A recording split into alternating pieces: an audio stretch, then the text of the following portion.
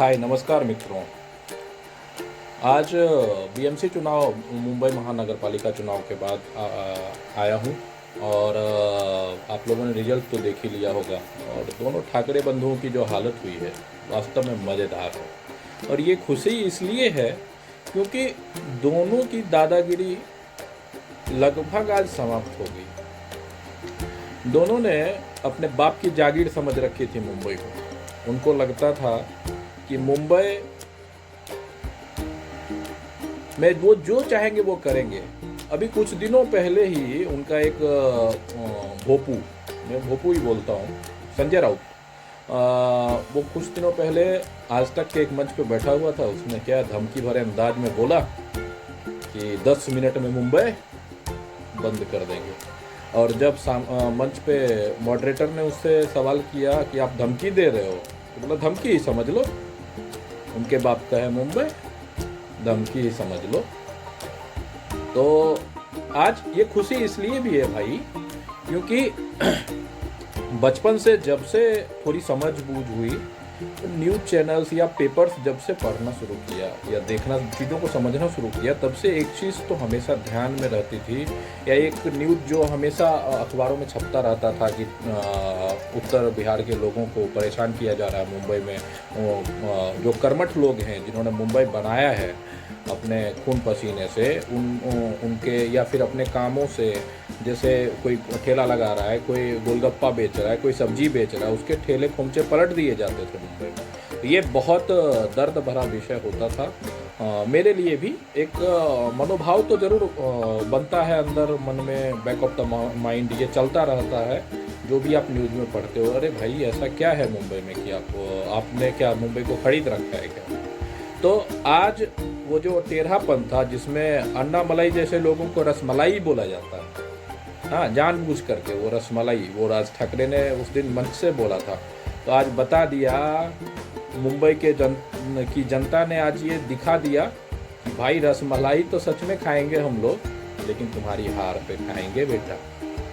और मैं एक बात और बता देता हूँ कि ये जो घमंड है ना, समय ग्रेट लेवलर होता है, समय सब कुछ ठीक कर देता है। और मैं तो ये अब मान रहा हूँ कि ये जो टेक्नोलॉजी का युग है, 2016, 2014, 16 के बाद का जो समय है ना, वो पुराना समय नहीं है कि आपने कुछ पत्रकारों को खरीद रखा है या कुछ हार्वर्ड से पढ़े लिखे लोग या विदेशी लोगों को आपने अपना कहानीकार, स्तंभकार को अपने साथ रखा है और उनका जो मन करे वो लिख दे और उससे पूरे देश में एक नैरेटिव चलाते रहते। नहीं, अब वो समय तो रहा नहीं। टेक्नोलॉजी जैसे जैसे बदली है, फास्ट फॉरवर्ड न्यूज़ होता गया है, आपकी कलई खुलती जाती है, आप बोलते क्या हो, आप करते क्या हो, आपके चेहरे खुलते जाते हैं। फिर आज के समय में ऐसी राजनीति करनी बहुत मुश्किल हो जाती है।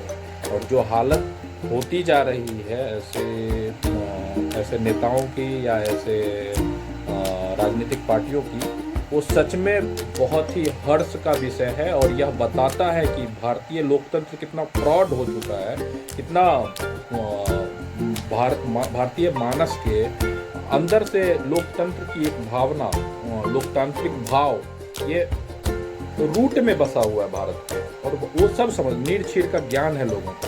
वो ये भी समझती है कि क्यों, किस वेंडेटा के तहत कंगना रनौत का घर तोड़ा जा रहा है, किस वेंडेटा के तरह हिंदुओं को गाली दी जा रही है। और वो लोग गाली दे रहे हैं जिनके पिताजी श्रीमान बाला साहब ठाकरे जी हिंदू के लिए या उनकी आवाज़ बन के चलते रहे, या उन्होंने हिंदुओं के लिए कितना, मतलब कम से कम वोकल तौर पे ही सही, या जो भी उन्होंने किया है मुझे नहीं मालूम, लेकिन बहुत किया है। उनके लिए सम्मान का भाव है लोगों के मन में, आज भी है। लेकिन उनके पुत्र उद्धव को लगता है कि भाई तुम सोनिया के गोद में जाके बैठ जाओ, तुम हिंदुओं को गाली दे दो, तुम मुसलमानों को अपीज करो।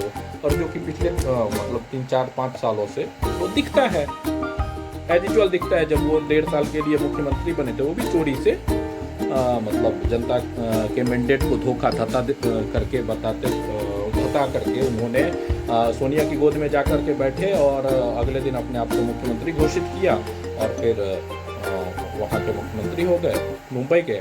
और उसके बाद जो पालघर में जो हिंदू साधुओं की हत्या हुई, उसमें क्या नाटक हुआ, क्या चला, वो तो हम लोग जानते ही हैं। तो एक वेंटता के तहत, और आज भी उनके मुंह से निकल जाता है कुछ भी ऐसा, तो निकल ही जाता है बार बार। वो चीज़ें क्या है कि जो आपके मन में होता है ना, वो कभी ना कभी तो सामने आ ही जाएगा।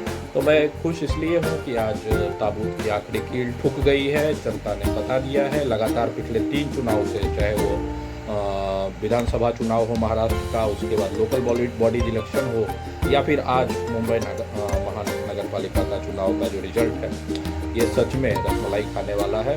और अन्नामलई जी को जो गाली दी गई थी, अन्नामलई जी इसलिए क्योंकि वो बहुत पढ़े लिखे IPS ऑफिसर रहे हुए हैं, IITian रहे हैं, IIM से पढ़ाई की है उन्होंने। तो और वो आज वो भोपू का चेहरा तो देखने लायक है संजय राउत का। भाई साहब अच्छा है, मज़ा आया।